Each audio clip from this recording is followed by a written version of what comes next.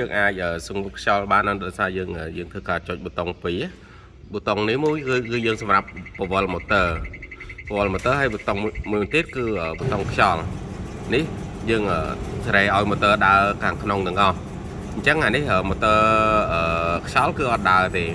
អញ្ចឹងវាដើរតែម៉ូទ័រយោងស្រូវយោងអីគឺវាដើរទាំងអស់បន្ទាប់មកយើងចុចប៊ូតុងខ្យល់មួយទៀតមកបាទអាហ្នឹងវាដើរខាងហៅខ្យល់ក្រោយបាទអញ្ចឹងភ្លើងក៏នៅខាងនេះយើងអត់សម្ងួតភ្លើងទេយើងសម្ងួតខ្យល់នេះយើងចុចប៉ុណ្ណេះមកយើងអាចសម្ងួតខ្យល់បានហើយបាទចាតែនេះវាវិលធម្មតាបាទនេះអញ្ចឹង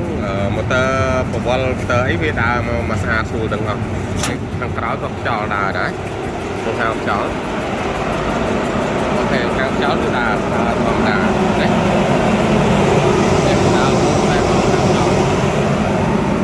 អញ្ចឹងយើងអាចសម្ងួតខ្យល់បានអត់បញ្ហាទេនេះយើងចុចប៊ូតុង2មិនដូចបងខាងលើមិញណាបាទខាងលើមិញអូខេយើងអាចសម្ងួតខ្យល់បានយើងប្រើប៊ូតុង2នេះបាទវាហមនេះគឺអូខេយើងអាចសម្ងួតខ្យល់បានបាទ